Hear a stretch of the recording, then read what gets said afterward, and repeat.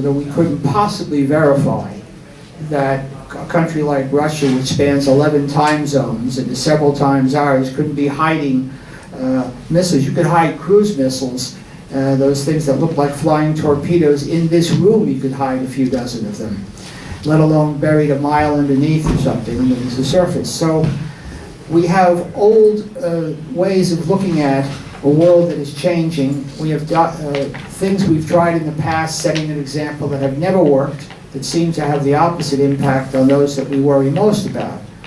And so for that reason, we are moving very closer to what we think might be catastrophe. A last note on Iran, and then I'll stop. The administration is saying that Iran is not as close as Israel thinks it is to having a nuclear weapon. Well, one has to be very careful what one talks about when one talks about nukes, because there's a distinction between weapon and device, and it's very important. A weapon is a militarized nuclear bomb that you can sit inside the warhead of a missile or put inside the bomb bay or on the wings of an aircraft or some other form of traditional military delivery. That requires miniaturization. We don't know whether the Iranians are there yet. What we do know is that they're producing in their current nuclear power plant that's operating enough plutonium to make several plutonium devices, that they have enough enriched uranium, again, no time to go into it, to make at least one bomb already that way. And if you could put it in a truck or in a shipping container, this is the kind of unorthodox, crude device that we worried about most since 9/11, rather than the traditional threat. The administration doesn't seem to think the Iranians have the imagination to do something like this. And even a single device would change the world, because North Korea exploded a single bomb that was a designer's embarrassment. The yield was less than 1,000 tons of TNT, which you laughed at of nuclear design bomb 101. But they already got more respect and circumspect conduct toward what they do. And Iran could explode one and say, how do you know we don't have more? We say we do. And we would have no way of knowing. It would change the world. It would destroy the proliferation regime, and which was designed to encourage the peaceful spread of nuclear energy, not nuclear bombs, except that if you pursue nuclear energy peacefully, you're very close to a bomb, as I explained in the book. So the bottom line is that we're not looking at all the threats that an Iranian nuclear weapon could pose. It'll be an arms race in the region. Saudi Arabia has said they'll buy bombs from Pakistan. And it could get very ugly very quickly, with a lot of countries getting the bomb in vulnerable arsenals that could be easily targeted, and in any kind of a crisis could very easily be used. So it's with this that this problem assumes an urgency at a time when we seem to be obsessed with, understandably concerned about our financial position and economic position, but this could be an even graver threat to America's position and to the position of the civilized world. John, thank you very much. I do not really have to introduce Joe Wilson, since he introduced himself, but it's a great pleasure to have him here today. Joe serves on the Armed Services Committee. He's been a member of the Committee on Foreign Affairs. He's the chairman of the Subcommittee on Military Personnel. Knows a good deal about this question, so it's a great pleasure to have him with us today. Joe, the floor is yours. Thank you very much, and thank you, Dr. London, for your moderating. And I'm just honored to be here with the Harbor League. Eli Gold has just been a tireless advocate on behalf of strong national defense, peace through strength, and I appreciate that. That means so much to me.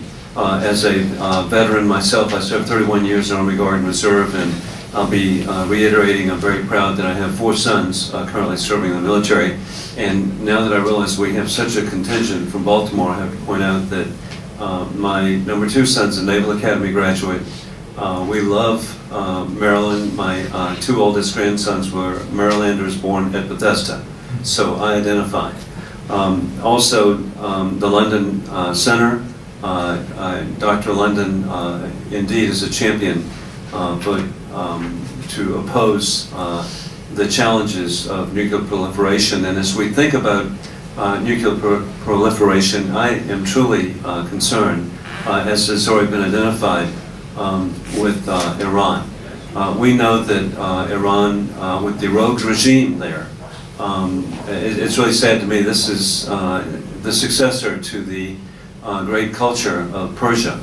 But it has been, from my view, hijacked, and we can think of maybe the people are being held hostage, and then that goes back to 1979, when the relationship between our countries became one of a hostage situation. If you remember, there were 52 Americans who were seized at the embassy, violating every principle of international law. But we are dealing really with a rogue regime that does not have standards that could be applied to the civilized world. Additionally, it was really sad that in 1983, that we should always remember that Iran facilitated the attack on the Marine barracks in Beirut. At that time, 241 American service members were killed. That was the largest number of the deadliest day for the American Marines Corps since the Battle of Iwo Jima. So this just, it's just gruesome. And then you flash forward just to last year. It's not just us. And that is Iran made every effort to assassinate the ambassador of Saudi Arabia at Cafe Milano here in Georgetown in Washington, D.C. But fortunately it was stopped. Iran refuses all efforts for the international community to stop the progress of developing a nuclear weapon. This spring, the International Atomic Energy Agency attempted to inspect, and it simply was not allowed to complete. Sadly, we now see in the last month that in Gaza, the rockets that are being launched by Hamas against the civilian population, indiscriminately, the civilian population of Israel, are largely from Iran. It is a threat in this regard. With a nuclear Iran, it would actually limit America's ability to promote stability, stable governments throughout the Persian Gulf, throughout the Middle East, where the real challenges of education, of economic development are being thwarted by a regime that could indeed lead to the effort of providing nuclear capability that would challenge the entire world. We have to also always be concerned that Iran would provide a nuclear capability and the nuclear fuel to adversaries of ours, such as North Korea, or to terrorist groups. And it's already been stated, too, that it doesn't have to be by rocket or missile. It could be a tramp steamer coming into Baltimore Harbor, to Charleston Harbor, to New York Harbor. Sadly, it doesn't take much imagination, or we know the container ships that have 3,000 to 8,000 containers, TEUs, on these ships that it could be exploited. And fortunately, we've got extraordinary efforts to stop that. But a determined, evil, maniacal enemy can persist. We know that a nuclear Iran would put Israel in jeopardy, and with its length, with its narrow width, Israel is vulnerable at all times. Another situation that certainly we should be proactive, and that is that a nuclear Iran would cause an arms race in the region. Countries such as Saudi Arabia would feel like they would need to have a nuclear capability to counteract the threat of Iran. My personal interest in this is that I've had the opportunity to visit in the regions a number of times, virtually every Persian Gulf state, to visit with our personnel in Iraq 11 times. And I've got a picture that I want Baker to show you and show you how personal it is. And that is that I have had two of my sons serve in Iraq. I have 4 sons serving in the military today. 3 in the Army Guard, 1 off track, my doctor in the Navy from Annapolis. And I'm very grateful. My oldest son served for a year, in Iraq, field artillery. And this is a picture, and when it's good news, I understand the media doesn't pick it up. But the good news was that the American military provided, and we actually collected these at schools throughout South Carolina. 2.1 million backpacks were provided particularly to girls to go to school in Iraq. And so one of the consequences, I believe, has been a reduction in violence in that country, which will always have a level of violence. And it's not, it's the Sunni-Shiite divide. And then you have the Arab-Kurdish divide.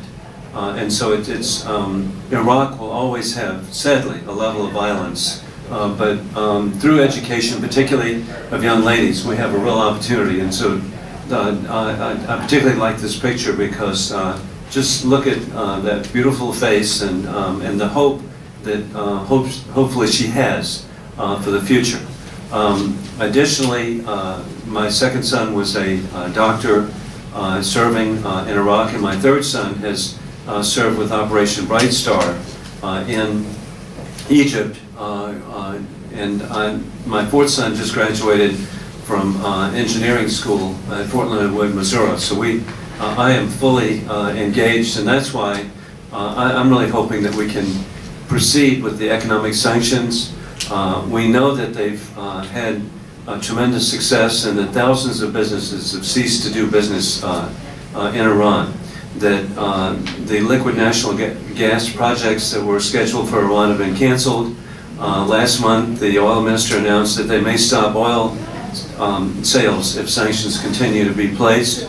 Last month, the government of Iran froze 2,000 luxury goods that cannot be purchased because of the shortage of foreign currency. And the rial, the currency of Iran, I was told by a really good source that you can go in and there'll be rooms full of rials that have no value. And so their local currency is in distress. And that's why it's somewhat sad to me that this administration did not support the Green Revolution with the intensity that it should. And that is the young people of Iran do not want to live under a theocratic state. They want to live, I believe, in a pluralistic society, free market democracy. And then we have an opportunity that really has not existed in other countries. In Iraq, under Saddam Hussein, there was no such thing as cell phone capability or satellite dish capability to know what was going on around the world. If you had a satellite dish, you were a marked person and not to be around very long. But today, and the same thing in North Korea. In North Korea, I visited North Korea on a delegation of Pyongyang. In that country, there is not a radio or television that can pick up an outside frequency. Since 1948, when Joseph Stalin installed the dictatorship, every radio and television only picks up frequencies of the government. But yet in Iran, and we know under the Taliban in Afghanistan, there was no capability of cell phone or satellite dish. But in Iran, it is open. And so particularly the young people there, and it's a fact you should know, is that 50% of the population is under the age of 35, and the median age of the people of Iran is 26.8. So through the new media, can you imagine, Facebook or Twitter, there is a capability, even with censorship, for the people of Iran to know what's going on. So I'm just really hopeful. Another view I have is that I have had the privilege of visiting in Israel. I've seen the threat to the people of Sderot, to the Golan Heights, north and south. But I've also had the opportunity to visit with Prime Minister Benjamin Netanyahu. I have a great respect for his personal intelligence and his military and nuclear intelligence. And so I'm just so hopeful we'll continue to work with them. We truly need, on the Armed Services Committee, the best way for all of this to be resolved is what Ronald Reagan did with the Soviet Union, and that is peace through strength. And so that is my goal, and I'm just grateful to be here and honored to participate in the panel. And best wishes to each of you on your future endeavors. Congressman, thank you so much. The last speaker is Lieutenant Colonel Tony Shaffer. Tony Shaffer is a highly experienced intelligence officer. as his description will have you believe. He is the recipient of the Bronze Star. He has served for 25 years in field experience. He's certainly an outstanding spokesman on the question that we're addressing today. So Tony, the floor is yours. Thank you for having me. Dr. London, thank you for sponsoring. Eli, thank you for having me. Why am I here? I'm a muddy boots guy. I spent 30 and a half years in the Guard, Reserve, and active service, most of that undercover. I've seen this from the inside, seen it from having to deal with it as a true teller. And it's ironic, you're all here today being in the 11th grade.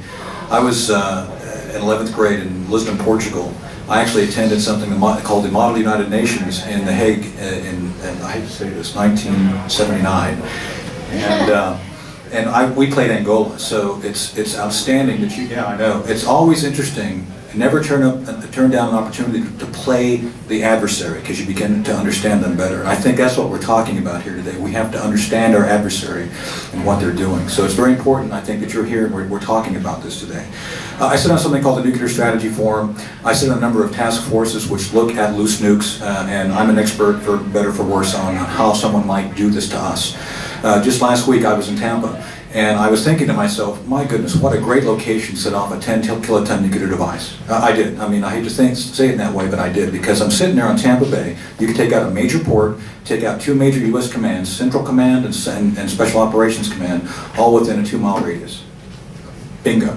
This is how the adversary thinks. And again, it goes back, as we talked about, devices, not military-grade weapons, devices. So we have to think about the worst case. So it's important that we understand, most important, networks and that sort of thing.